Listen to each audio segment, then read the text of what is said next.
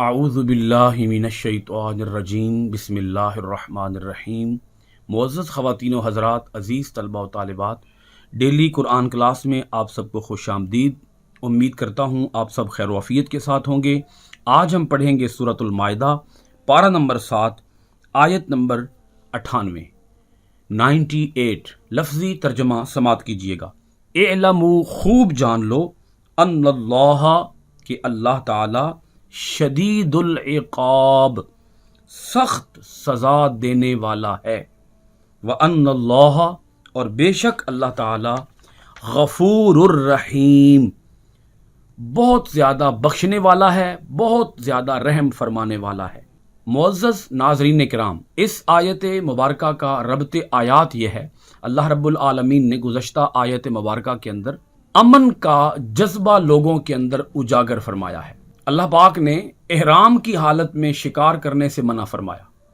یہ اللہ تعالیٰ کا ایک بہت بڑا حکم ہے کہ حالت احرام کے اندر تم کسی پرندے کا شکار نہ کرو، کسی جانور کے شکار نہ کرو۔ اور اسی طرح اللہ پاک نے پھر یہ بتایا کہ یہ جگہ ہی وہ ہے کہ جس جگہ پر لوگوں کو امن فراہم کیا جاتا ہے، لوگوں کے اندر دوسروں کو جینے کا احساس اجاگر کیا جاتا ہے، یہ جگہ ہی ایسی ہے۔ یہ بات اللہ پاک نے بیان فرمائی۔ اب یہ اللہ تعالیٰ کے احکام ہیں جن کو اللہ تعالیٰ کھول کر اپنے بندوں کے لیے بیان فرما رہا ہے۔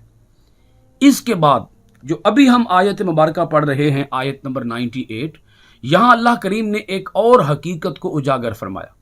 احکام کی بجا آوری، احکام کی تعمیل، یہ انسان کے لیے کب بوجھ بن جاتی ہے، کب مشکل ہو جاتی ہے۔ احکام خداوندی کی تعمیل کب ناممکن ہو جاتی ہے۔ اللہ کی اطاعت میں رکاوٹ کون سی چیز بنتی ہے؟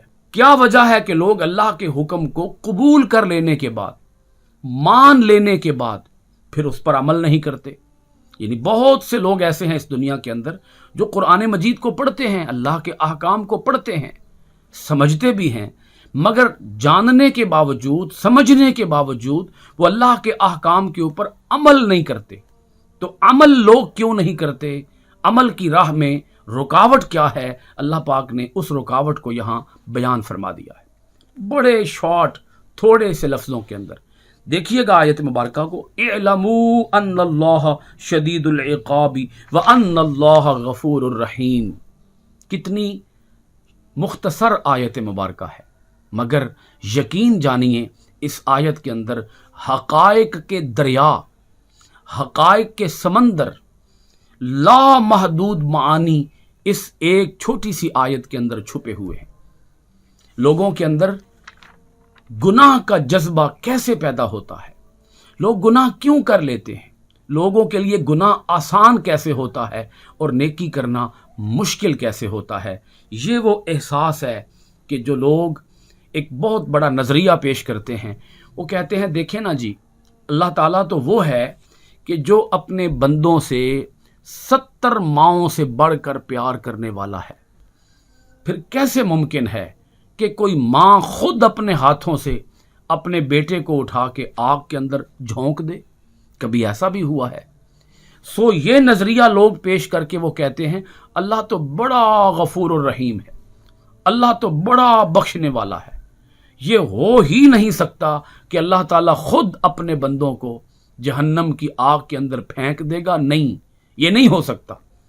لوگ انکار کر دیتے ہیں جہنم کا، عذاب کا، آگ کا، یا پھر آگ کو بڑا ہلکا سمجھتے ہیں، بڑا ہلکا کہتے ہیں آگ چیز ہی کوئی نہیں ہے، جہنم چیز ہی کوئی نہیں ہے۔ لوگ جہنم کا مذاق اڑاتے ہیں۔ لوگ کہتے ہیں میں تو وہ ہوں، لوگ کہتے ہیں میں تو وہ ہوں کہ مجھے دیکھ کر جہنم کو بھی پسینہ آ جائے گا، میں وہ شے ہوں اس کائنات کے اوپر، اس دھرتی کے اوپر، میں ماں کا وہ لال ہوں، میں ماں کا وہ فرزند ہوں کہ جہنم جب مجھے دیکھے گی تو جہنم کے بھی پسینے چھوٹ جائیں گے، جہنم کے بھی چھکے چھوٹ جائیں گے۔ جہنم کیا چیز ہے؟ جہنم مجھے کیسے جلا سکتی ہے؟ جہنم کو تو میں جلا کے بھسم کر دوں گا، جہنم کی آگ کو تو میں بجھا دوں گا۔ استغفر اللہ، العیاذ باللہ۔ یہ جملے میں نے آپ حضرات کو سمجھانے کے لیے بولے ہیں۔ یہ لوگ بولتے ہیں، یہ لوگ جب یہ جملے بولتے ہیں تو اسی سے پھر گناہوں کی تحریک لوگوں کے اندر پیدا ہونا شروع ہو جاتی ہے. لوگ کہتے ہیں چھوڑ دیں، نماز کو بھی چھوڑ دیں، روزے کو بھی چھوڑ دیں، حج، زکوٰۃ اور دیگر تمام عبادات کو، نیک اعمال کو، جہاد کو بھی چھوڑ دیں. نیک اعمال بجا لانے کی کیا ضرورت ہے؟ اللہ تو ہم سے پیار کرتا ہے، ہم اللہ کے بندے ہیں، ہم اللہ تعالیٰ کی مخلوق ہیں. کیسے ممکن ہے کہ اللہ تعالیٰ خود اپنی مخلوق کو خود اپنے ہاتھوں سے اٹھا کے جہنم کے اندر پھینک دے؟ اللہ تو رحمان بھی ہے، اللہ تو رحیم بھی ہے، اللہ تو ستار بھی ہے، اللہ تو غفار بھی ہے.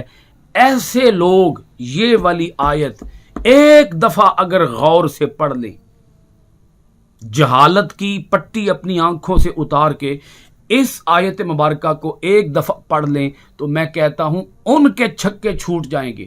صرف یہ آیت سننے سے ان کے پسینے چھوٹ جائیں گے کہ اس رب کریم نے اپنے غفور الرحیم ہونے کا بیان بعد میں فرمایا ہے، اپنے غفور الرحیم ہونے کا ذکر بعد میں کیا ہے. آپ آیت کو خود دیکھیں اپنی آنکھوں کے ساتھ. جو لوگ یہ نظریہ لوگوں کے اندر پھیلاتے ہیں اور لوگوں کے اندر یہ نظریہ پروان چڑھاتے ہیں، اللہ تعالیٰ بڑا پیار کرنے والا ہے. بلا شک و شبہ اللہ تعالیٰ پیار کرنے والا ہے، اللہ رحم فرمانے والا ہے. اس کی رحمت کا انکار نہیں کر رہا، اس کی شان ستاری و غفاری کا انکار نہیں کر رہا، مگر وہ رب دو ٹوک اعلان میں خود اپنی شان، اپنی عظمت کو بیان فرماتا ہے کہ مت سمجھو کہ میں صرف غفور الرحیم ہوں. نہیں، اللہ پاک فرماتا ہے غفور الرحیم بھی ہوں، مگر اس کے ساتھ ساتھ شدید العقاب بھی ہوں. یہ بھی حدیث قدسی ہے، اور حدیث قدسی صحیح حدیث قدسی ہے کہ اللہ پاک ارشاد فرماتا ہے، رسول مکرم صلی اللہ علیہ وآلہ وسلم فرماتے ہیں کہ اللہ پاک ارشاد فرماتا ہے وسعت رحمتی علی کل شیء، میری رحمت ہر چیز پر وسیع ہے. حتیٰ کہ اس حدیث پاک کا مطلب عرض کر رہا ہوں، اللہ پاک فرماتا ہے کہ میری رحمت میرے غضب کے اوپر بھی حاوی ہے، مگر اس کی رحمت کا یہ ہرگز مطلب نہیں ہے کہ وہ نافرمانوں کو سزا نہیں دے گا. اس کی بخشش بھی ہے، اس کی مغفرت بھی ہے، مغفرت واسعہ بھی ہے، مگر اس کے کچھ اصول بھی ہیں، کچھ قواعد بھی ہیں. ان اصولوں کی، ان قاعدوں کی اگر کوئی دھجیاں اڑا دے اور کہے اللہ تو بڑا رحمان رحیم ہے، تو بھائی پھر کیسے وہ رحمت فرمائے گا، کیسے وہ اپنی شان رحمانیت و رحیمیت کا اظہار فرمائے گا، جبکہ ایک بندہ اللہ تعالیٰ کے کسی قاعدے، قانون، ضابطے کی پابندی نہ کرے. یعنی ایک انسان اگر حالت احرام کے اندر شکار کرتا رہے، ایک انسان شراب پیتا رہے، ایک انسان نماز کو چھوڑتا رہے، ایک انسان قتل کرے، انسانوں کا خون کرے، درندہ صفت انسان بن جائے، اس کے اندر جانوروں والی خصوصیات پیدا ہو جائیں. آپ اس کو اگر ایک مثال سے سمجھیں، مثال یہ دینا چاہ رہا ہوں کہ اگر دو انسان اللہ کے حضور قیامت کے دن پیش ہوں گے، ایک وہ ہوگا کہ جس نے زندگی بھر اللہ کی اطاعت کی ہوگی، اور ایک وہ ہوگا کہ جس نے زندگی بھر اللہ تعالیٰ کی نافرمانی کی ہوگی. آپ کیا سمجھتے ہیں ان دونوں کے ساتھ کیا ایک جیسا سلوک ہونا چاہیے؟ آپ خود ذرا سوچ سمجھ کے فیصلہ کیجئے کہ اللہ رب العالمین ان دونوں کو کیا جنت میں داخل فرما دے گا. ایک اللہ کا مطیع ہے، اس نے اللہ کی اطاعت کے لیے ہزارہا مشکلیں برداشت کی ہیں، لوگوں کے طعنے سنے ہیں، لوگوں کے اعتراضات برداشت کیے ہیں، تنقید کا سامنا کیا ہے، کانٹوں کا سامنا کیا ہے، اور لوگوں کی طرف سے آنے والی مشکلات کا، دکھوں کا سامنا کیا ہے، مظالم کا سامنا کیا ہے. نہ جانے کتنے مظالم کی سیج سے، کانٹوں کی سیج سے گزر کر اس نے نیکی کو ادا کیا ہے. تو اللہ تعالیٰ اس کی نیکیوں کا کیا اسے کوئی ریوارڈ نہیں دے گا؟ اسے معاذ اللہ استغفر اللہ جہنم میں بھیج دے گا. اور جس نے قتل کیے ہیں، جس نے شرابیں پی ہیں، جس نے غل غپاڑے کیے ہیں، جس نے ماں، بہن، بیٹی، بیوی کا کوئی عزت احترام ملحوظ خاطر نہیں رکھا اور اللہ تعالیٰ کی کبھی عبادت نہیں کی، اللہ تعالیٰ اسے فرمائے گا اسے پروٹوکول کے ساتھ جنت میں داخل کر دو، کیونکہ میں بڑا غفور الرحیم ہوں.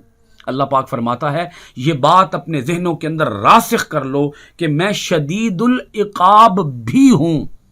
یہ بات تمہارے ذہنوں سے کہیں نکل نہ جائے، محو نہ ہو جائے، تمہارے ذہنوں سے مٹ نہ جائے یہ بات کہ اللہ سخت سزا دینے والا بھی ہے۔ اور آیت کا انداز دیکھیں، جملے کی ترتیب اور ترکیب دیکھیں۔ وہ پہلے فرماتا ہے اعلموا، خوب جان لو، اپنے پلے سے یہ بات باندھ لو۔ پھر فرماتا ہے انا، بے شک، اس بات میں کوئی شک و شبہ نہیں، ان اللہ شدید العقاب، اللہ تعالیٰ سخت سزا دینے والا ہے۔ اور اس بات میں بھی کوئی شک و شبہ نہیں، وَأَنَّ اللَّهَ غَفُورٌ الرحیم، اللہ بڑا بخشنے والا، بڑا رحم فرمانے والا ہے۔ اگلی آیت مبارکہ دیکھیے، اللہ پاک نے اس کے اندر بھی اخیر کر دی، فرمایا ما علی الرسول الا البلاغ۔ چھوٹا سادہ سا جملہ ہے یہ، اللہ پاک فرماتا ہے یہ باتیں ہیں جو میرا رسول تم تک پہنچا رہا ہے، ما نہیں علی الرسول، رسول پر، الا سوائے، البلاغ پیغام پہنچانا، رسول کے ذمہ، اللہ پاک فرماتا ہے ہمارے رسول پر کوئی ذمہ داری نہیں ہے سوائے پیغام پہنچانے کے۔ رسول کا کام تمہیں بتانا ہے اور رسول تمہیں بتا رہا ہے۔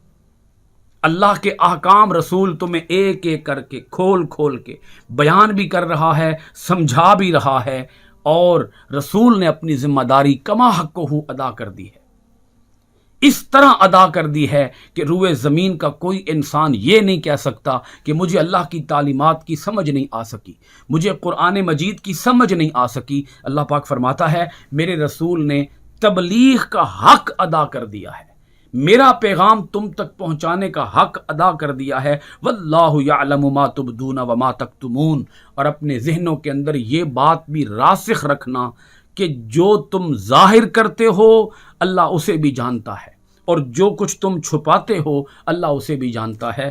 جو کچھ تم ظاہر کر رہے ہو، ما جو کچھ، تبدون تم ظاہر کر رہے ہو، یعلم جانتا ہے، واللہ اللہ، وما اور جو کچھ تکتمون تم چھپا رہے ہو، جو کچھ تم ظاہر کر رہے ہو، جو کچھ تم چھپا رہے ہو، جو کچھ تم اعلانیہ کرتے ہو، جو کچھ تم خفیہ کرتے ہو، جو کچھ تم جلوت میں کرتے ہو، جو کچھ تم خلوت میں کرتے ہو، جو کچھ تم تنہائیوں میں کرتے ہو، جو کچھ تم محفلوں میں لوگوں کے ہجوم میں لوگوں کی آنکھوں کے سامنے کرتے ہو، اللہ تعالیٰ تمہاری ایک ایک حرکت سے آگاہ ہے، واقف ہے، رازدان ہے۔ اللہ سے کوئی بات ڈھکی چھپی نہیں ہے۔ تمہارے دلوں کے اندر اٹھنے والے خیالات سے بھی اللہ تعالیٰ واقف ہے اور آگاہ ہے، اور قیامت کے دن اللہ تعالیٰ اس کا حساب لے گا۔ اللہ تعالیٰ ہمیں اپنی آیتوں کے اندر غور و خوض کرنے، اپنی آیتوں کو معنی، ترجمہ، تفسیر و تشریح کے ساتھ پڑھنے، عمل پیرا ہونے، قرآن کے آفاقی پیغام کو دنیا بھر کے اندر عام کرنے کی توفیقات خیر عطا فرمائے۔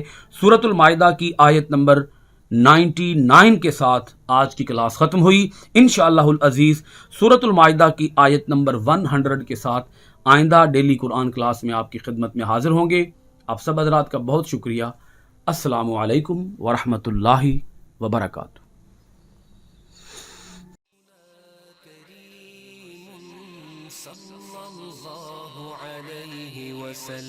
سيدنا كريم صلى الله عليه وسلم، سيدنا كريم صلى